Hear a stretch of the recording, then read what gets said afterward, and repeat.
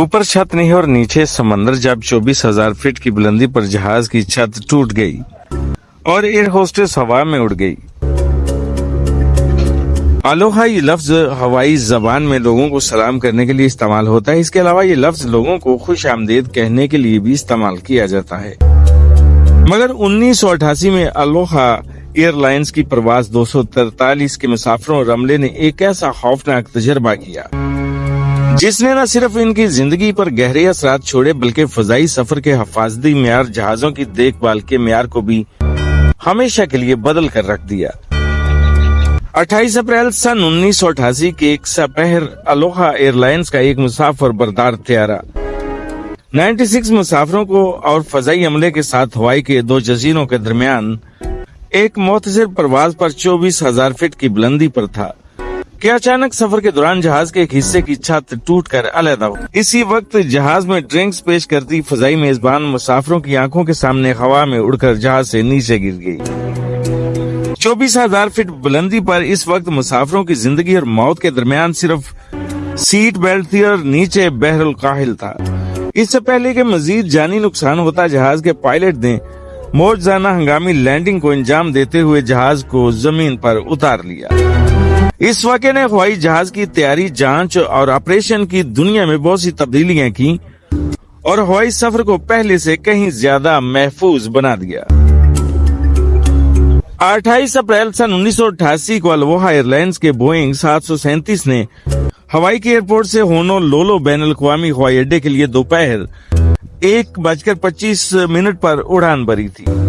کسی بھی قسم کی ہنگامی صورتحال میں جہاز کو ماوی ایئرپورٹ پر اتارنا تھا جو اس کا متبادل ایئرپورٹ تھا۔ دونوں جزیروں کے درمیان یہ تقریباً 35 منٹ کی پرواز تھی جس میں زیادہ تر وقت ٹیک آف اور لینڈنگ میں کرنا گزرتا تھا۔ بہت کم وقت کے لیے طیارے کو اپنی مثالی بلندی پر پرواز کرنا تھا۔ اس دن موسم معمول کے مطابق اور خوشگوار تھا۔ کچھ سیاحوں کے لیے یہ ایک نیا اور خوبصورت نظارہ تھا، جبکہ ہوائی جزیرہ میں کاروبار کی غرض سے سفر کرنے والے مسافروں کے لیے یہ معمول کی پرواز تھی۔ طیارے کے چیف پائلٹ کیپٹن رابرٹ کی عمر 44 سال تھی اور 11 سال سے کمپنی کے ساتھ تھے اور انہیں کل 8,000 گھنٹے پرواز کا تجربہ حاصل تھا، جس میں سے 6,700 گھنٹے انہوں نے بوئنگ 737 کو اڑانے میں گزارے تھے۔ کاکپٹ میں فرسٹ آفیسر میڈلین تھی۔ 37 سالہ پائلٹ کو اپنے قریبی حلقے میں میمی کے نام سے جانا جاتا تھا۔ انہیں بھی کل 8,000 گھنٹے پرواز کا تجربہ تھا، جس میں سے 3,500 گھنٹے بوئنگ 737 طیارے اڑانے کے گزرے تھے۔ وہ دن معمول کے مطابق اور موسم صاف تھا، اس لیے فرسٹ آفیسر میمی نے ہوائی جہاز کی ٹیک آف اور لینڈنگ کی ذمہ داری سنبھالی، جبکہ کیپٹن رابرٹ نے ایئر ٹریفک کنٹرولر سے رابطے اور دیگر معمول کے کام سنبھالے۔ پرواز کا وقت بہت کم ہونے کی وجہ سے جیسے ہی طیارہ اپنی مثالی بلندی پر پہنچا، فضائی میزبان نے مسافروں کو مشروبات پیش کرنا شروع کر دیے۔ حادثے کے بارے میں USNTS national transport safety board کی رپورٹ جون 1999 میں منظر عام پر آئی، جس میں اس کی تفصیل دی گئی تھی کہ مذکورہ پرواز کے دوران کیا ہوا تھا۔ ایروسپیس انجینئر ویلیم اور ان کی اہلیہ جوئے اپنی شادی کی 21ویں سالگرہ منانے کے لیے ہوائی جا رہے تھے۔ جو ایک کھڑکی کے پاس دوسری قطار میں بیٹھی تھی، 58 سالہ فضائی میزبان لانسنگ 37 سال سے ایئر لائن کے ساتھ تھیں۔ وہ اپنے قریبی حلقے میں CB کے نام سے جانی جاتی تھیں۔ اگلی قطار میں مسافروں کو مشروبات پیش کر رہی تھی، جبکہ جہاز کی پچھلی طرف 2 دیگر ایئر ہوسٹس ڈیوٹی پر تھیں۔ انہوں نے جوئے کو بتایا کہ جہاز جلد ہی لینڈ کرے گا اور آخری بار مشروبات پیش کر رہی ہیں۔ اس دوران جہاز کا اوپری حصہ اچانک دھماکے سے اڑ گیا اور کلارا دیکھتے ہی دیکھتے جہاز سے باہر گر گئیں۔ اس وقت جہاز میں بیٹھے مسافروں کو یقینی موت نظر آنے لگی، کیونکہ اوپر کھلا آسمان تھا اور نیچے سمندر۔ یہ منظر دیکھ کر مسافروں کے اوسان خوتا ہو گئے۔ وہ سمجھ نہیں سکے کہ طیارہ ٹوٹ گیا یا کچھ اور ہوا ہے۔ جہاز کے دونوں طرف کے 5 قطاریں ایک کنورٹیبل کار کی طرح اوپر سے کھلی ہوئی تھی، کیونکہ حادثہ کے وقت طیارہ اپنی معمول کی رفتار سے اڑ رہا تھا اور مسافروں کو سمندری طوفان کے باعث چلنے والی تیز ہواؤں کا سامنا تھا۔ त्यारे के कप्तान और फर्स्ट ऑफिसर ने अपने अकब से शोर और मुसाफिरों की चीखने की आवाज सुनी और पीछे देखा तो इन्हें कॉकपिट का दरवाजा नजर नहीं आया और अकब से आसमान नजर आ रहा था। हवाई जहाज में मौजूद ऑक्सीजन मास्क के नीचे लटक गए थे। ताहम इस हादसे के वक्त खुशकिस्मती से मुसाफिर अपनी नशिस्तों पर मौजूद रहे क्योंकि इन्होंने सीट बेल्ट पहनी हुई थी और जहाज के कप्तान इन्हें सीट बेल्ट उतारने की हिदायत नहीं दी थी। अगरचे इन्हें तेज हवा का सामना था लेकिन वो हवाई जहाज में थे। हवाई जहाज के हिस्से की छत टूटने से इसमें मौजूद तारें, लोहा और दीगर मलबा हवा में उड़ रहा था। सामने वाली ट्रे से टकराने से कुछ मुसाफिरों के चेहरे और सर पर चोटें आई थी। ये पतली सी सीट बेल्ट मुसाफिरों की जिंदगी और मौत के दरमियान एक मुहाफिज के तौर पर खड़ी थी। एक एयर होस्टेस के सर में शदीद चोट लगी थी जबकि तीसरा फजाई मेजबान मुसाफिरों को अपनी सीट बेल्ट बांधने और सब्र करने की हदायत कर रहा था। ऑक्सीजन मास्क लटक रहे थे लेकिन ऑक्सीजन की सप्लाई नहीं थी। इस बुलंदी पर मुसाफिरों को शदीद सर्दी लग रही थी और बगैर ऑक्सीजन के वो मौत के करीब जा रहे थे। वो कॉकपिट में पायलट की पोजीशन नहीं देख सके और त्यारा आहिस्ता आहिस्ता नीचे उतर रहा था। इनका ख्याल था कि पायलट को कुछ हो गया है और वो हालात पर काबू खो बैठे हैं। त्यारा समंदर में गिरने वाला है।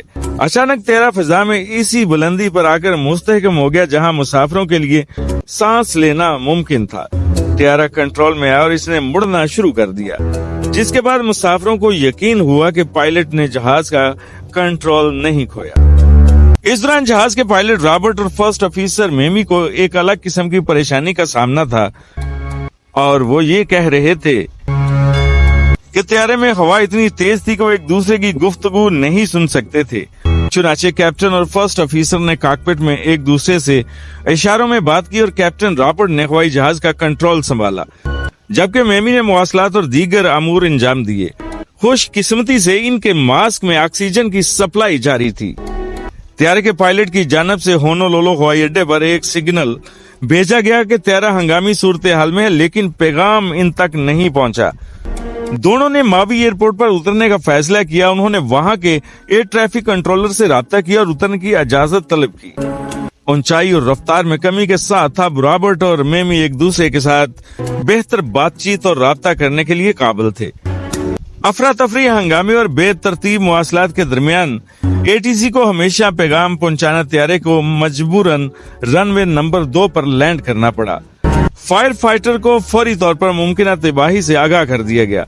जब मुसाफिरों और अमले के अरकान से इंटरकॉम या पब्लिक अनाउंसमेंट सिस्टम के जरिए राब्ता न हो सका तो पायलट ने एक बार फिर एटीसी राब्ता किया और इन्हें जितना मुमकिन हो मदद करने की हदायत की।